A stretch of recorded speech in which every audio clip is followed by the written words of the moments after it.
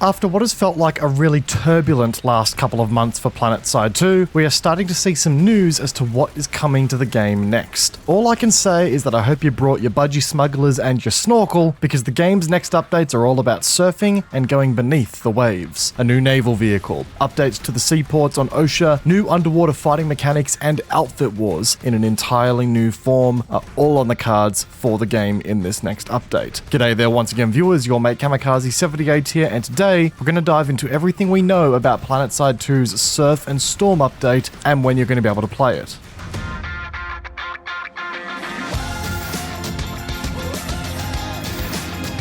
Alright, so no fart-arsing around on this video, let's get straight into the dev letter and all the details it contains. And well, look, let's be honest, it would be criminal if we didn't talk about the new naval vehicle first off here. Ladies and gentlemen, welcome the Corsair assault craft to the vehicular ranks in Planetside 2. This brand new squad spawnable patrol boat is a faster, more agile answer for transportation across the waves of Oshur when compared against the Sundra, sporting a dedicated pilot seat, 2 gunner positions, and the ability to carry 5 passengers, taking the total capacity to 8 players. Whether these passenger seats are rumble seats or not is yet to be confirmed, but based on the shape and build of the craft, I can't say I'm confident that we will be seeing rumble seats on this vehicle. At this stage, the Corsair will be able to equip weaponry similar to that of other Nanite Systems common pool vehicles, which includes things like the M20 Basilisk, the M60 Bulldog, the Dingo ML6, and the Empire-specific Basilisk alternatives as well. The passengers aren't just there to look pretty either. These seats all have access to a new catapult system that allows the passengers to launch themselves in a direction of their choosing. So, if you were ever hoping for, say, a Sea of Thieves and Planetside 2 crossover, congratulations, you're on the right timeline. Apparently, the catapult features an inbuilt safe landing protection, which suggests to me that this thing is capable of yeeting players across some serious distances. And given the fact that this vehicle is going to act as a squad spawning vehicle like the Sundra, like the Valkyrie, like the Galaxy as well, I'm just expecting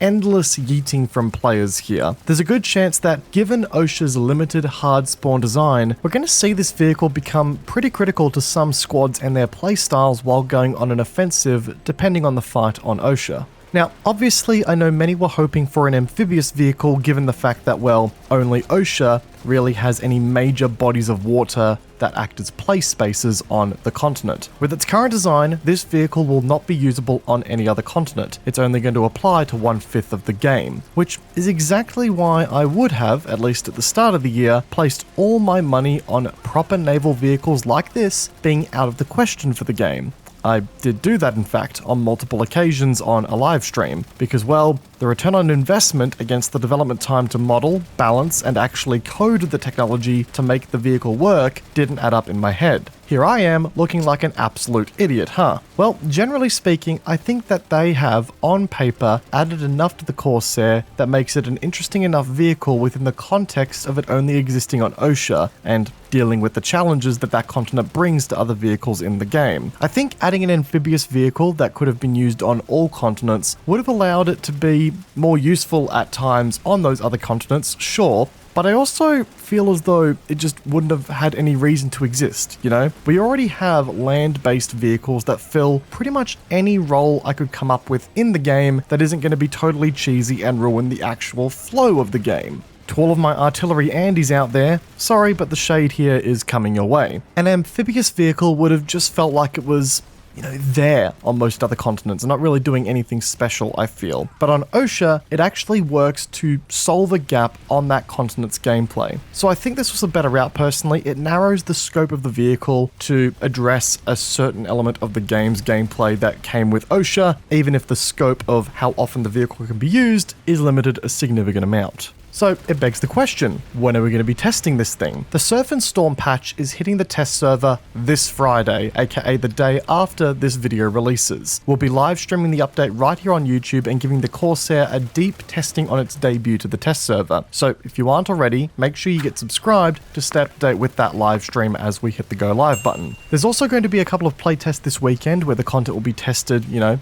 a bit more extensively in a more close to live gameplay environment. The times are listed on your screen showing currently as to when you can join those playtests. Unfortunately, I assume there was a bit of a typo in the dev diary because there were no time zones listed for the upcoming playtests and their schedule. But if previous tests are anything to go by, I believe they normally deal in Pacific Standard Time, so that's what I've got listed here on the video. Hopefully I'm right. But anyway, that is not the only water-based tune-up we are getting in the Surf and Storm update and testing this weekend. Nah, we are also getting some updates to the underwater combat mechanics in the game and some new underwater play spaces to engage in on Oshur as well. I'm in two minds about this, and I'll only really know where I sit on it when I actually play with the update in the aforementioned playtest. On the underwater combat mechanics side of the equation, you'll now be able to use a much wider array of infantry weapons underwater. Initially, most non-vehicle weapons that deal small arms damage will be able to fire underwater. This also includes max anti-infantry weapons as well. Mines, C4, and a handful of other deployables will be available as well as medical applicators, ammo packages, and recon detect devices. However,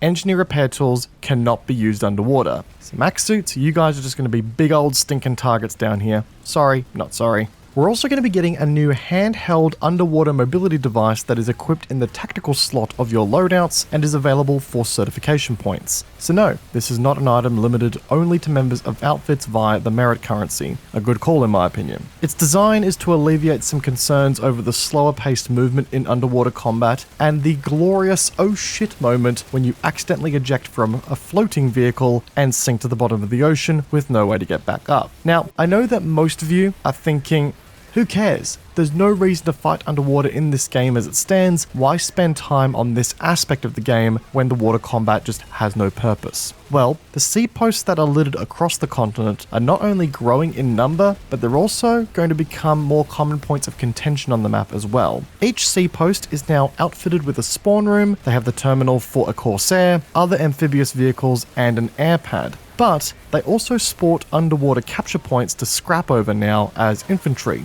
Underwater combat is going to become a part of your daily Oshur experience via these sea posts apparently, and the developers have said that between the environments where underwater combat will take place and the limitations that are in place for underwater combat, this is set to be a very infantry-centric combat space where, and I quote, angle of attack, self-sustain, and maneuverability have the most impact in the moment to moment, instead of who has the bigger gun or force multiplier.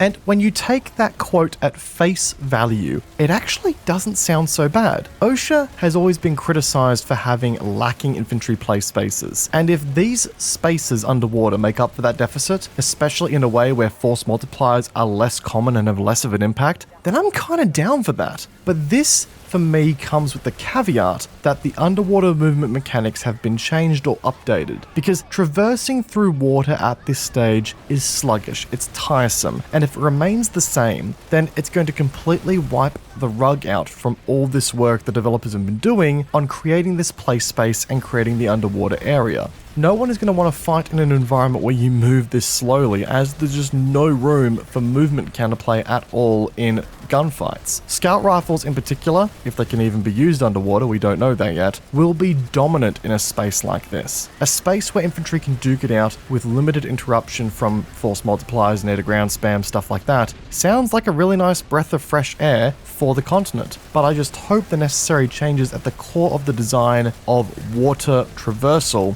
have been made to make the effort worthwhile in the grand scheme of things.